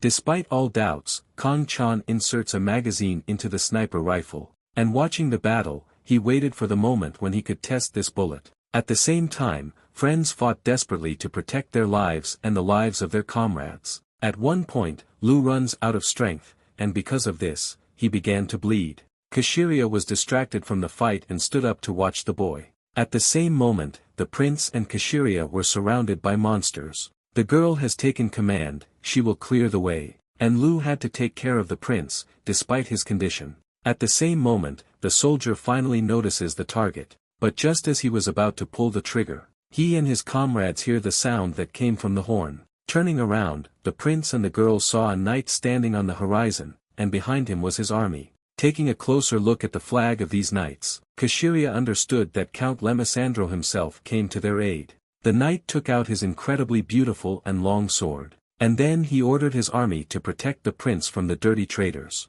Immediately after his command, the troops took out their weapons and, despite everything, rushed into battle. The greatest Count Lemisandro did the same. A few seconds after the command, the knights immediately began to fight the army of evil monsters. The swordsmen mercilessly destroyed every monster that came their way. And the archers eliminated the monsters, covering their comrades. On a small field, a real war broke out between humanity and monsters. The prince and Kashiria were incredibly happy when Count Lemisandro himself came to their aid. Suddenly, the count rode up to the guys on his beautiful white horse. He greeted the prince. The count was glad that everything was fine with the prince and that now he was safe. And then, he turned his head and saw a horse being led for the prince. The man easily jumped onto the beast, and taking in his hands the sword that Lemisandro gave him, he continued to fight the monsters, already sitting on a horse and holding a sharp and long sword in his hands. As soon as the prince saw the monster, he immediately swung. With an incredibly accurate blow of his sword, he tore the monster's head off his shoulders. The rest of the warriors also made their way through the endless squads of monsters. After all, under the command of the prince and the count, this war was supposed to be victorious. At the same time, Lu was destroying monsters using fire magic, and Kashiria destroyed monsters with the help of her incredibly sharp swords. The main character watched all this from afar. He was also pleased that the support group had come to their aid. The soldier also understood that now was not the time to relax and rely only on the knights. The guy quickly returned to his fighting position and again continued to track his enemies. At that moment, in his sight, Kong Chan saw a bloody mason, who wanted to attack someone. The soldier, sensing danger, immediately pulled the trigger. At that moment, the bullet hit the inside of the sniper rifle, and after the explosive force pushed the bullet out of the barrel, the magical seal applied by Lu activated its properties. An unknown electrical force began to be released from the cartridge case. And a few seconds later, this magic bullet fired a magical and incredibly powerful charge. And this bullet hit Bloody Mason directly in the head, who could understand absolutely nothing at that moment. A few moments after the hit, the monster fell to the ground without signs of life, while crushing 3 more comrades with its body. Kong Chan was incredibly pleased with the effect of this magic bullet. After this shot, the soldier immediately reloaded his rifle, and he made several more such shots. At this moment, Count Lemisandro commanded his troops and led them into battle. People had a huge advantage in this battle, because they were more experienced and brave. The monsters gradually became fewer and fewer, thanks to the excellent work of the swordsman. Suddenly, the count saw how one of the bloody masons wanted to destroy his soldier. He rushed to the rescue without delay, but it was already too late as Bloody Mason was safely destroyed. Count Lemisandro could not understand by what miracle this monster was destroyed, and at that moment, he saw a bright flash that was on that very tall and thick tree. For a second, the count thought that this someone would be too dangerous for him, but the prince immediately approached the man and said that the count had no need to worry so much. The count looked at the prince in surprise, but he, with a smile on his face, said that it was their very good friend. After this, the knight raised his sword to the skies, and then he ordered the soldiers to behead the enemies and protect the blood of the Holy Empire. Immediately after these words, the warriors' motivation rose, and with even greater fire in their eyes they rushed into battle with the monsters. The prince also did not stand aside, he helped his comrades as best he could. Lu did the same, thanks to his fire magic, he covered his comrades and thereby helped her a lot. Kashiria also, without any doubt, destroyed her enemies and helped her allies who were in trouble. Somewhere in the distance, Kong Chan was covering his comrades with a sniper rifle and magical ammunition. After some time, the war was finally over, and all the troops, along with our hero, returned back to the shelter. After the battle, they tied up the monsters, as well as the people, and carried them with them. The prince felt sorry for these people, because they left this world, but were never able to find peace. The count agreed with him. As it turned out, people should not be given holy water, because they were already possessed by evil spirits. A soldier joined the conversation and asked his comrades whether it was possible to free people from this influence. Kashiria said that the only one who could still save them from the curse was the Archmage. He was the only one who could save these people. Kong Chan asked his friends who the Archmage was. Lu said that it was his mentor, and he could easily do it. But by the time the guys get to the place where the mentor is, all people will leave this world. The boy also said that the transformed monsters had a limit, and that was 10 days. After 10 days, their life force reaches a threshold and they will lose their humanity. Hearing this, our hero asks why drag these people along if they can no longer be cured. The girl looked into the distance and said that they were still people. And also, this was the only thing they could do for the victims. Suddenly, the count and prince saw one of the knights approaching them. As soon as the knight ran closer, he said that the castle was still about 30 kilometers away, and there was also a village nearby, a quarter of a day's journey from here. One of the knights asked the count what to do. At the same time, the main character was thinking about this situation. He knew that knights rode horses, and there was no problem with that. Considering that they have still decided to take the injured people, it will be difficult for them to move. After thinking a little, the count said that it would be better to rest in the village and then continue on his way to the castle. The prince confirmed the count's word and agreed with him. After some time, troops arrive in the village. Absolutely all the residents were shocked and they saw soldiers coming to their village. The knights rode majestically past the people and reached the nearest house where they could wait out the night. A few hours later, the friends stop at a hut where they order themselves a lot of delicious food. The prince praised the count for his excellent work. But he said that all this was thanks to the care of the goddess Ranesh. The prince said that if not for the count, these monsters would have attacked him and soon destroyed him. The man said that he had been following the prince when he heard the news that he was leaving the province. And then the count asked whether the prince managed to do what he planned. Suddenly, the guy turns his head and asks the main character to leave the room for a while. The soldier did not argue with the prince. He silently stood up and left the hut. The guy was wondering what his comrades were talking about that they even asked him to leave. Suddenly, Kashiria approaches Kong Chan. She asked the guy if he was upset because of this incident. Our hero turned around sharply, and then he said that the information was much more valuable than the lives of more than hundreds of soldiers, and therefore he understood the prince's request. The girl looked at the soldier strangely, and then asked who he really was, because she noticed that the guy was an unusual soldier. Our hero did not understand at all what his girlfriend was talking about. Kashiria looked at the guy strangely, and then I remembered all the moments spent with him, and how he helped out his friends in different situations. The girl thought that the main character was a high-ranking knight, because he did not disdain to rummage through the earth and secretly destroy opponents. And then, Kashiria looked at Kanchan strangely, because at that moment she thought that if they encountered a whole squad like our hero, they would feel very bad. The guy exhaled, and then he said that in the country where he lived there were about 50 million people. Kashiria was surprised to hear such an incredibly large number. And then, the soldier began to name how many military personnel they had, and exactly how many were those who were higher or equal in rank to him. The girl was incredibly surprised when she heard that there could be about 50,000 such smart and incredible people as Kong Chan.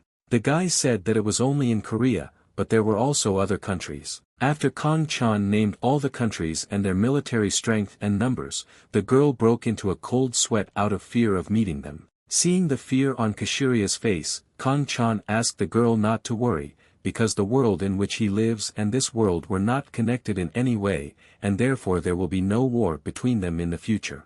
And when Kashiria heard that the soldier did not know how to get back home, she immediately thought about it. And suddenly, she tells the main character that Lu might know the solution to this problem. After realizing this thought, a smile appeared on the girl's face. She rushed to the soldier and said that Lu could have asked his teacher to transfer Kong Chan back. During the shaking, our hero asked the girl whether Mentor Lu was an archmage. Kashiria turned around and said that he was the wisest on the continent and had incredible magical abilities. After this, the girl suggested immediately going to the capital. After all, the boy's mentor was in the capital, and only there could he be found. At the same time, the count and the prince were talking to each other. The prince was incredibly frightened by the count's words. The man said that 2 roads and 7 castles on the way to the capital had been captured. And the other 6 did not get in touch. As the conversation progressed, he guessed what the count wanted to tell him. The man looked at the ground and suggested that the capital had already been captured by their enemies. At the same time, in the capital of the empire, a new mistress sat on a throne, and soulless monsters walked around her. Her advisor approached the girl. She told the lady that the prince had already met with the count. The girl guessed that our friends managed to break through the siege. The advisor also said that the guys had an assistant. The lady wanted to know more about this assistant. The advisor said that it was a wandering warrior. The girl liked the information that the advisor reported to her. And then, the advisor asked the lady what she planned to do. The girl said that she didn't have any thoughts yet. Then, the advisor decided to discuss the prince. She said that the guy became arrogant, being behind the shield of the empire, Count Lemisandro. The lady agreed with the words of her speaker. And then, she suggested ambushing the prince. She wondered if the prince, famous for his incredible caution, would fall for her. The advisor smiled and said that they needed to use bait. A bait that the prince should definitely fall for. As it turned out, all this time the main character and Kashiria were going somewhere. At the same time, the girl made sure that the soldier followed her exactly. But at the moment, Kong-chan was only interested in how he could quickly return home to his family and friends. Suddenly, Kashiria told our hero that the magicians were very difficult to understand, because they were always doing some kind of research and hiding in the corners. And then, she said that Lu was much better than other magicians. This phrase confused our hero. Kashiria turned around and told Kong-chan that mages were a separate race. After all, they were all arrogant, and they were also very greedy for money. It seemed to the soldier that, to some extent, the magicians were like solitary recluses. Namely, those who spend time alone, isolating themselves from the outside world. Hearing the explanation, Kashiria laughed loudly and said that this was very accurately said. After this, Kong-chan asked the girl why the magicians were greedy for money, because the guy thought that they were always conducting different experiments. Kashiria said that the guy had already answered his question. After all, magicians need to get money from somewhere for their experiments and research. Also, the girl said that Lu belonged to the Imperial Majesty Tower and received full support at the national level, so this does not apply to him. After a few seconds, the guys finally arrive at the place they need, namely some kind of tent. As soon as Kashiria approached the tent, she immediately opened the entrance and entered it. The main character followed her. In the middle of the large tent, the guys saw Lu, who was standing over a pink magic ball. It was clear that something was wrong with the boy. Kashiria, not noticing anything suspicious, approached Lu and began to tell him her idea on how to bring Kong-chan back home. When the girl saw that something was wrong with Lu, she immediately asked the boy what happened. Lu turned around, and with horror on his face, said that he could not contact the Tower of Magicians. The girl couldn't believe it, because it was impossible not to contact the Tower of Magicians. Lu confirmed his friend's words and said that he had been trying to contact them for some time.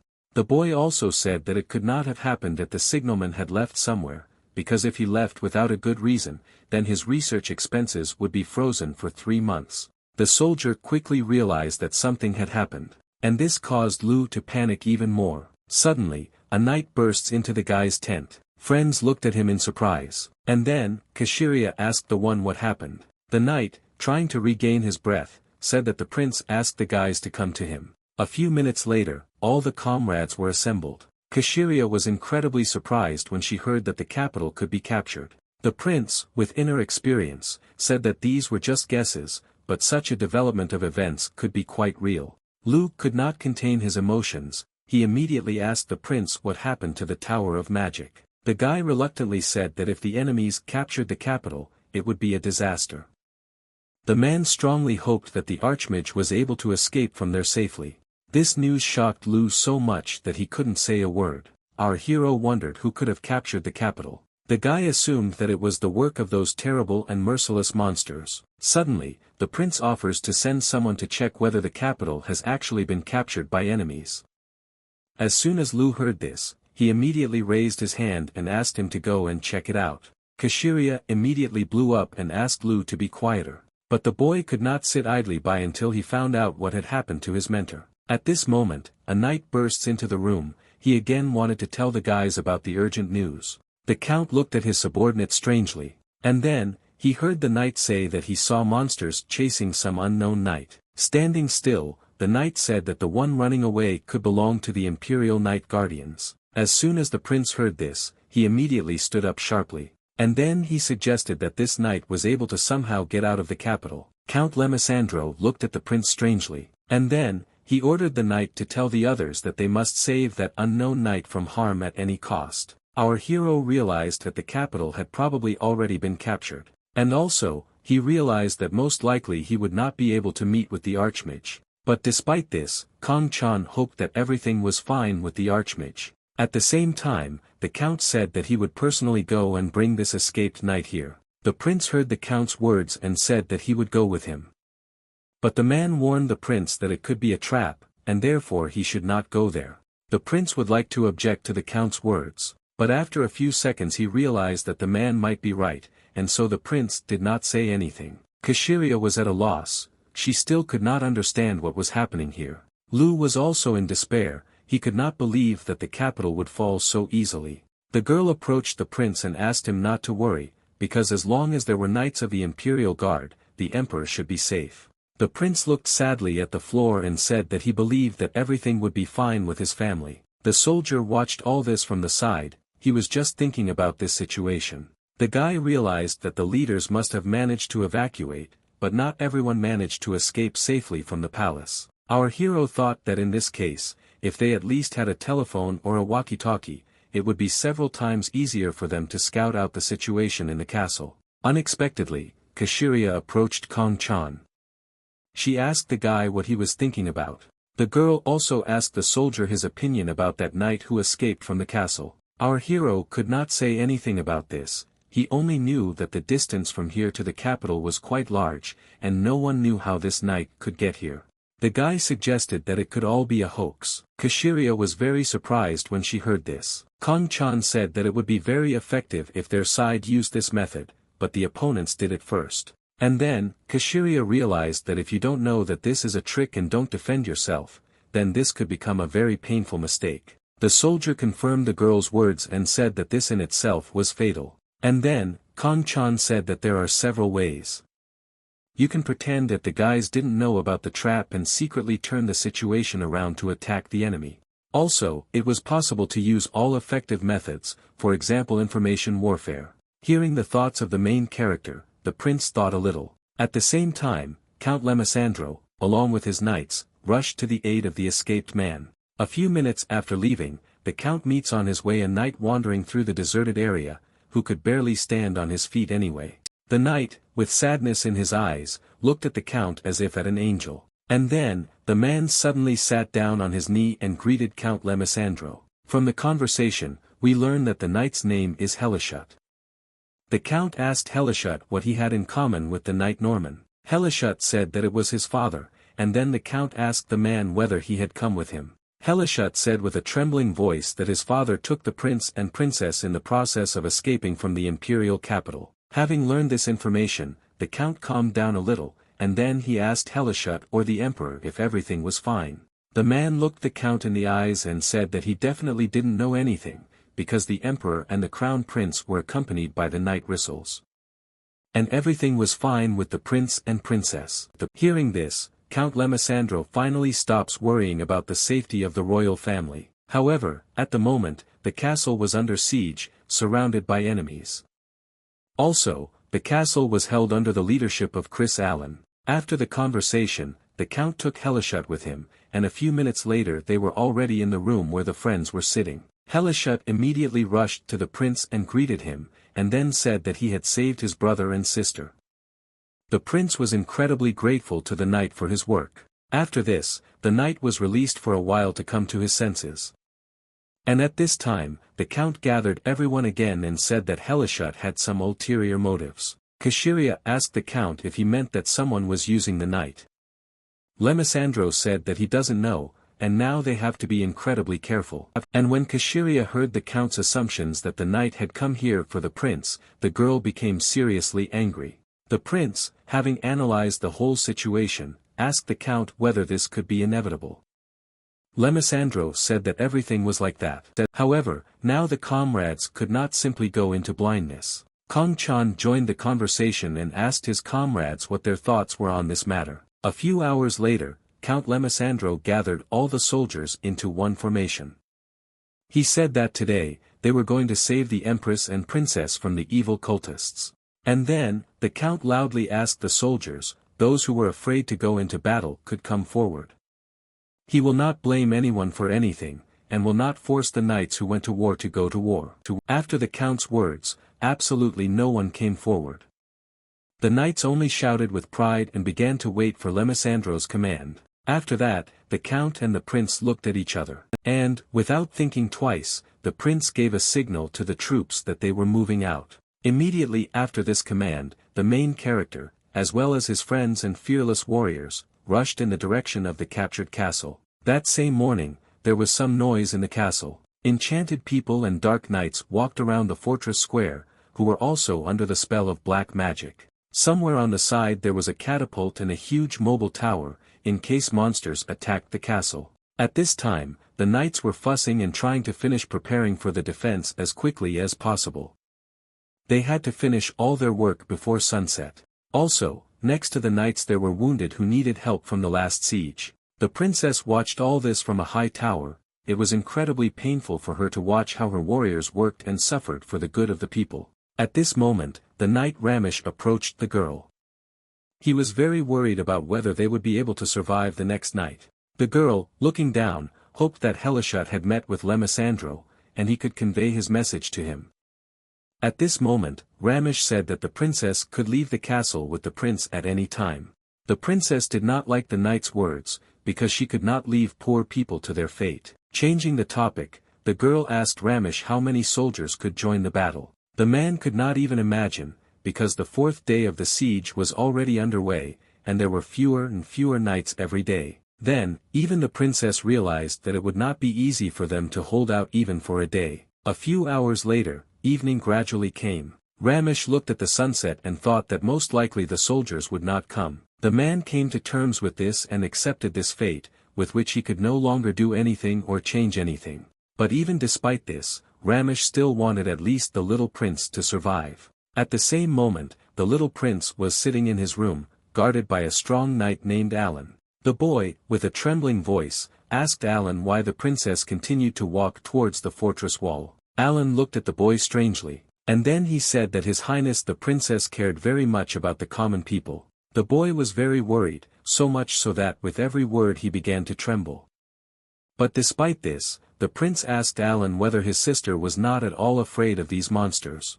Alan said that there are no people who are not afraid of them, and therefore, the sister went there in order to support her warriors. After this, the little prince asked Alan whether he was afraid of these evil and terrible monsters. The knight said that true courage is overcoming fear and taking a step forward. After his words, Alan sat down on his knee in front of the prince. And then, giving him his hand, he said that he had no doubt that the boy would one day become as brave as he was. Word after word, and after a while the sun sets. And when the sun completely hid behind the horizon, from the high towers of the castle one could see bright torches and lights, which were somehow held in their hands by monsters and monsters. They, together with the enchanted knights, advanced on the castle. Suddenly, one of the knights saw this very creepy picture. And after him, gradually the rest of the warriors began to watch the approach of an incredibly large army to their castle.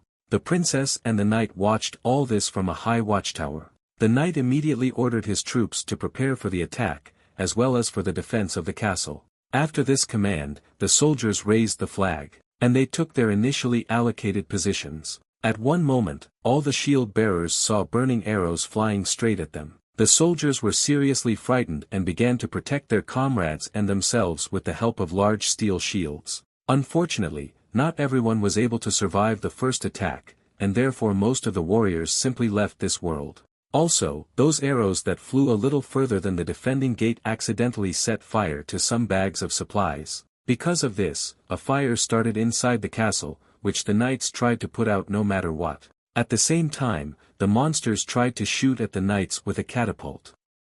One of them put a shell in a ladle, and as soon as the catapult was ready to launch, Bloody Mason approached it, and with a good swing, the monster cut the rope. And then, with incredible speed, the catapult fired a projectile directly at the brave defenders of the castle. The knights saw this, and immediately one of them ordered the guys to dodge and cover themselves. After these words, stone charges hit the castle directly. One of the knights fell into despair. He wanted to run away and leave the battlefield. And immediately after the second attack, the monsters began to attack even faster and do it even stronger. As soon as there were a few steps left to the castle, the monsters thought of putting up ladders and breaking through them. The knight ordered the rest of the soldiers not to give in to panic and fear, and not to fall into despair. After these words, the man, no matter what, threw down the ladder along which the monsters were climbing at that moment. The man ordered the soldiers to destroy all enemies and protect the castle from villains. When monsters attacked the castle, the knights defended themselves, but in the castle itself there was chaos and incredible panic. The little prince was also very worried, because at any moment, even a huge stone launched on a catapult could fly into his room. Alan stood quietly and guarded the boy. The man was ready, and if any situation occurred, he would immediately enter the battle and protect the young heir from harm. Through the window, the guys could see burning stone shells flying past. Such a picture brought tears to my eyes, and my soul became even more worried. These burning stone shells flew past the castle windows and hit the defenders directly. The princess watched all this from the highest tower. Such a picture brought tears to her eyes and her heart began to beat even faster. At that moment, Ramesh turned to her. He sincerely asked the princess to evacuate and hide inside the castle. The girl was shocked when she learned that the main gate of the castle had been broken through. Then, she sharply turned her head towards the gate, and the next thing she saw brought her into incredible shock. The girl saw how almost the entire castle was on fire, and in the main square, instead of knights, there were terrible monsters that practically destroyed all the defenders of the castle. Ramesh shouted from below for the princess to quickly leave here and hide somewhere. But the girl did not want to go anywhere, because she was very worried about the soldiers and the rest of the inhabitants of the castle. The knight said that now there was no time to think about it, and therefore the princess needed to quickly run away from there. Turning around, the girl heard soldiers and commanders shouting about saving her at any cost. Suddenly, the girl takes out her magic sword. And despite all her fears and worries, the princess jumps from a tall building to protect and help her wars. As soon as the girl landed, the soldiers were shocked and they saw the princess on the battlefield. Through huge flying shells, through many battles, the girl made her way and looked for a suitable opponent. Suddenly, the main gate of the castle was destroyed. The culprit for this was the Bloody Mason, who brought many more dark knights with him. The monster, despite everything, went forward and began to destroy the castle's soldiers. Civilians tried to save themselves and their lives. They ran away to where it was more or less safe. They ran away to where there was no fire and monsters. The princess saw all this. Tears welled up in her eyes from such a picture. Suddenly, all the wars heard a familiar howl. Ramesh drew attention to him, and from the words of his comrades he realized that help was rushing towards them. The princess was incredibly happy to hear this howl. A smile finally appeared on her face, and all the tears disappeared from her eyes. Now she had at least some hope of salvation. The girl ran straight to the main gate, where many battles with monsters were now taking place. The princess quickly climbed onto the main gate and began to look out for who was approaching them. Looking into the distance, the girl saw a very large army of soldiers approaching the castle on the horizon. Ramesh also climbed onto the main gate, and after looking only once, he realized that it was Count Lemesandro along with his team. The princess immediately understood everything, and immediately told the defender of the empire that Count Lemesandro had arrived. The girl also asked the soldiers not to give up and continue the battle with the enemies. Hearing this, the knights raised their weapons and began to shout with joy. The words of the princess increased their motivation. The girl turned around to continue to watch as her allies approached the castle. At the same time, Count Lemesandro and his army rushed with all their might to help the princess. Along the way, they destroyed a lot of dark knights and also bloody masons who blocked their path. After some time, the count's detachment burst inside the castle, and now all that remained was to destroy most of the monsters, which had practically captured the castle. The princess continued to watch the battle from the main gate. She saw how Helishut fought with vile and evil monsters, and when the guy made his way inside the castle, he tried to find the princess and Ramesh with his eyes. Suddenly, he heard his name being called from the main gate.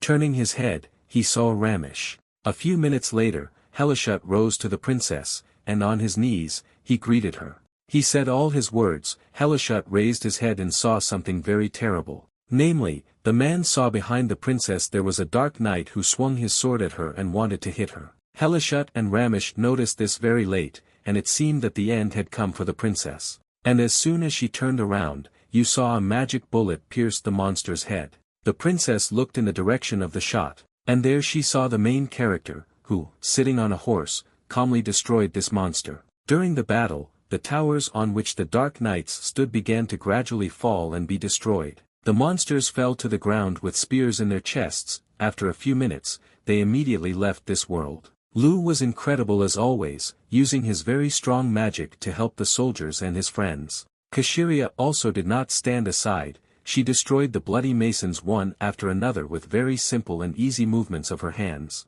Count Lemisandro also helped his comrades and his soldiers in this battle. The princess watched what was happening. She was delighted that the knights were gradually succeeding, and with every minute there were fewer and fewer monsters. As soon as there were no monsters left, the girl raised her sword up, showing that they had won this war. The knights standing below began to rejoice and shout. They were incredibly glad that this torment and this suffering was finally over. The prince looked at his sister in surprise. He was also glad that this night would pass peacefully. After some time, the friends entered the castle.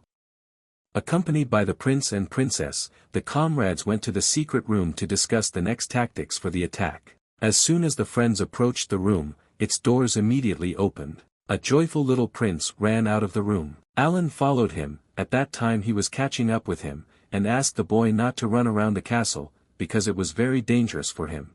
As soon as the prince met his younger brother, he immediately rushed to him and began to hug him. The guys had not seen each other for a very long time, and so they stood and hugged for a few more minutes. After some time, the comrades came to a special meeting room, and having laid out a model of the castle, the prince and Ramesh began to discuss battle tactics. Ramesh, holding a pointer in his hands, said that the monsters will not give up just like that.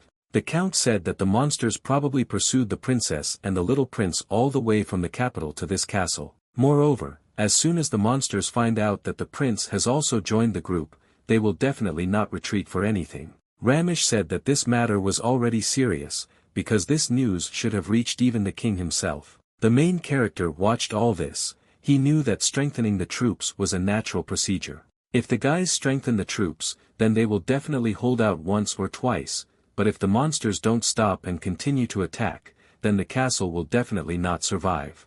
At the same time, the princess helped the surviving people who needed her help. The girl stood with a tray and distributed fresh pieces of bread to all the people. There were also guards around the entire perimeter.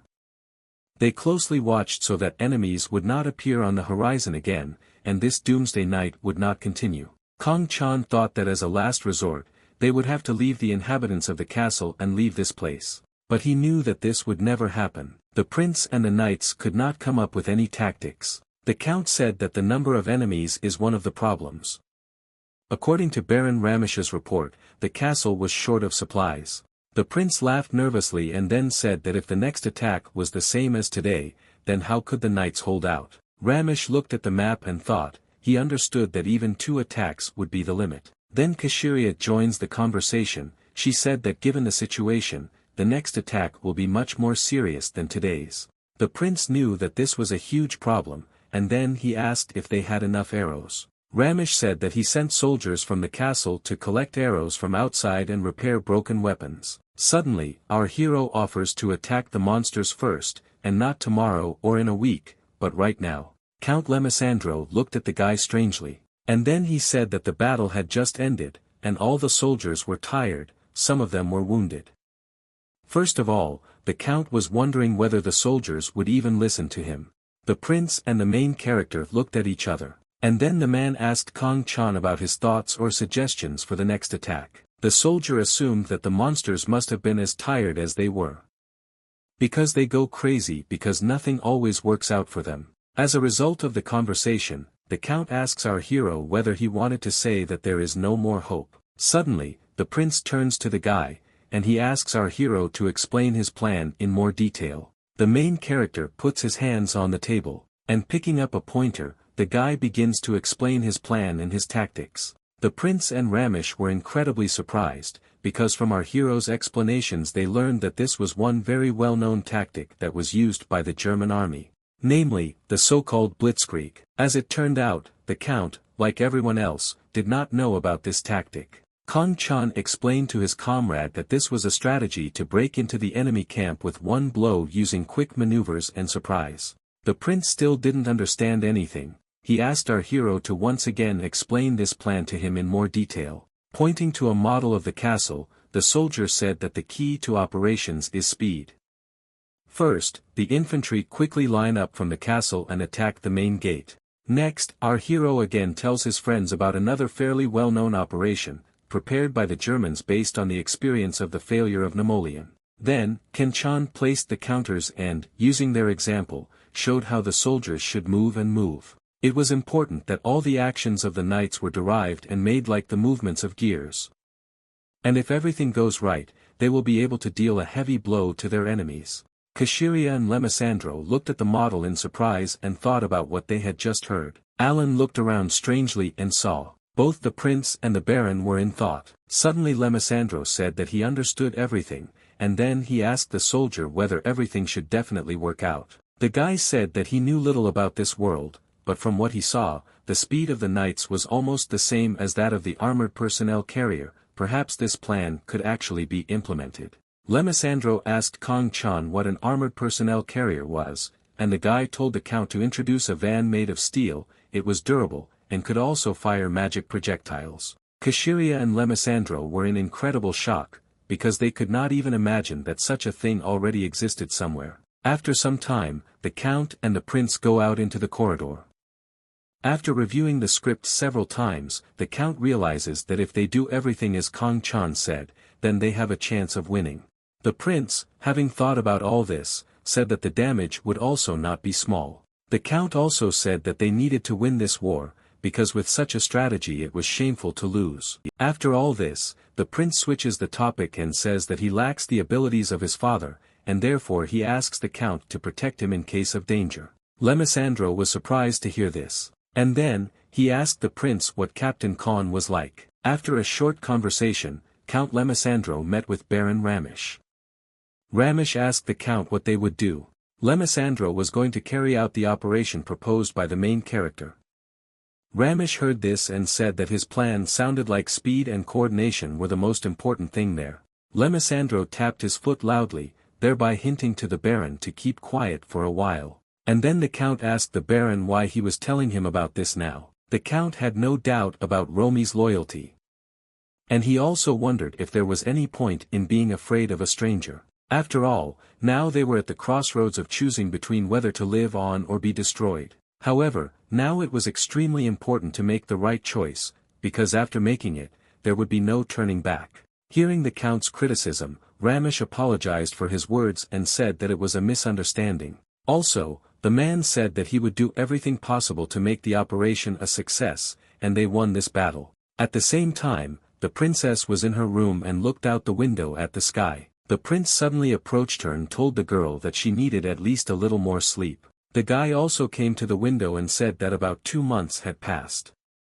The girl could not understand what her brother was talking about. Then, the prince said that looking at this night sky, he remembered her birthday last year. The girl smiled sweetly, also remembering warm memories of this day. The sky they looked at that night remained the same, but now the guys are far from the capital, in this place. The guy turns his head sharply and tells his sister that the Empress and Emperor got out of the capital, and everything was fine with them, but there was one thing. Hearing this, the princess immediately began to squeeze her dress and get very nervous, waiting for what her brother would tell her now. Under terrible and terrible memories, the girl's tears begin to flow. She covered her face with her hands, crying because she imagined what would have happened if they had not left the capital. The brother saw this and instantly hugged his sister to calm her down. A few hours later, all preparations were ready, and the knights had to set off. The soldiers, by order of the count, stood in formation and awaited the next commands. Once everything was ready, the squad leader said that the squad at the main gate was ready. The knights began to raise flags,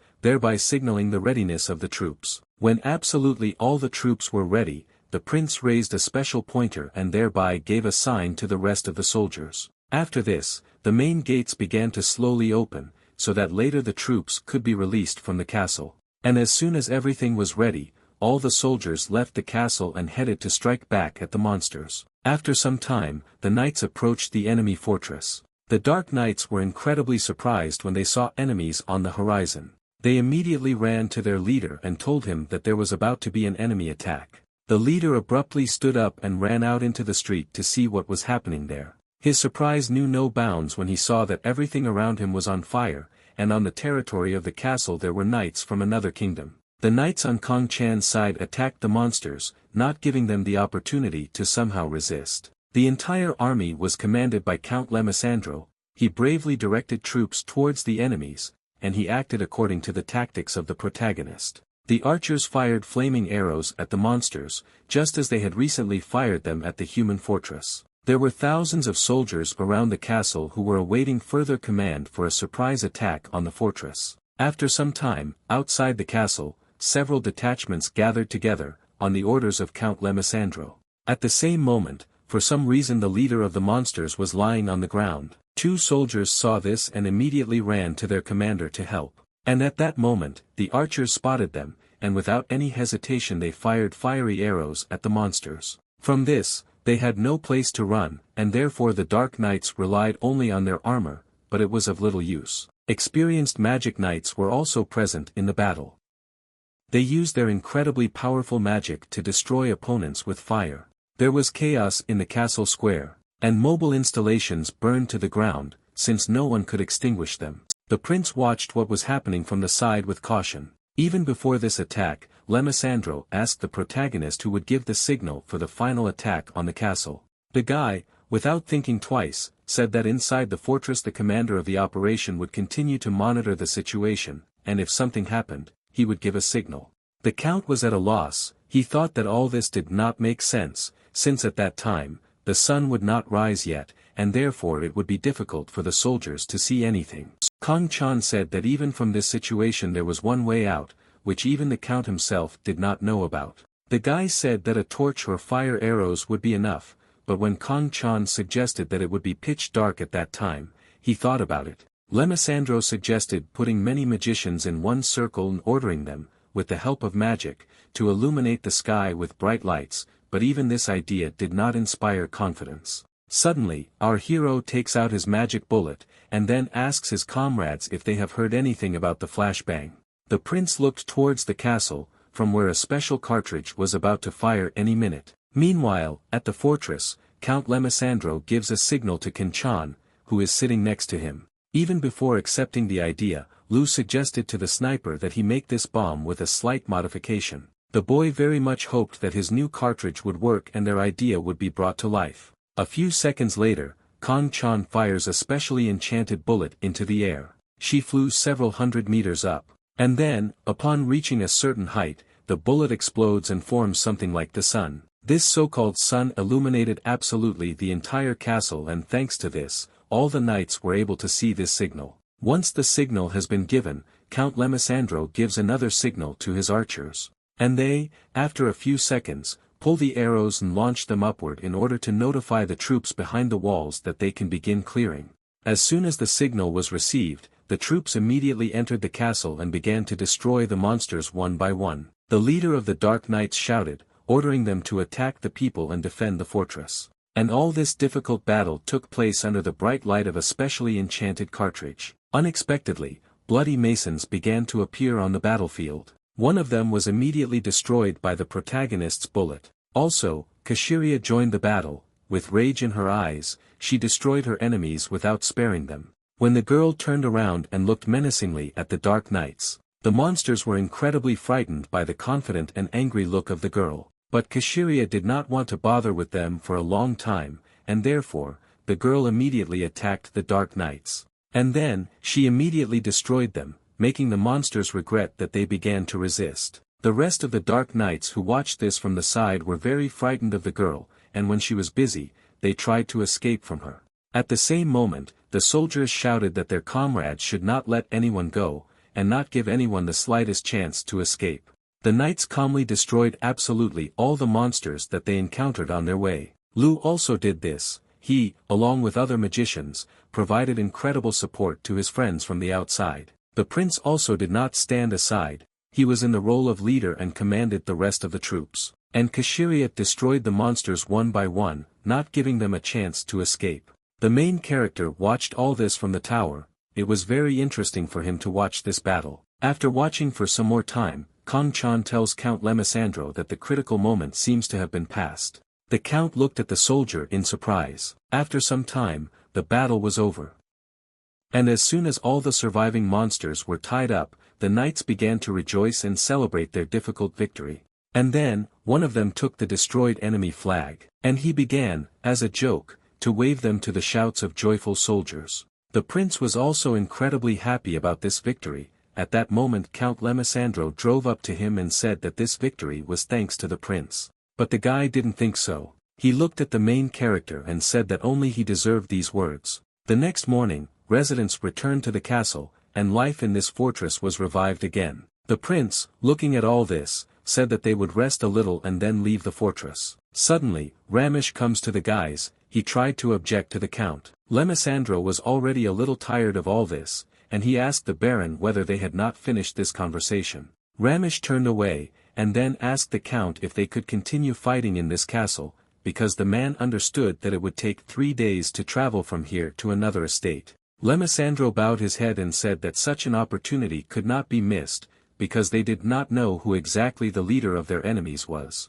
And then, waving his head, the man said that they had to get out of here at any cost, because it was pointless to fight the enemy in this territory. The prince said that the count was telling the truth. He also said that they need to leave this place. And then, the prince asked his comrades to look at the people. Looking at them, the prince knew that this was the limit of what they could withstand.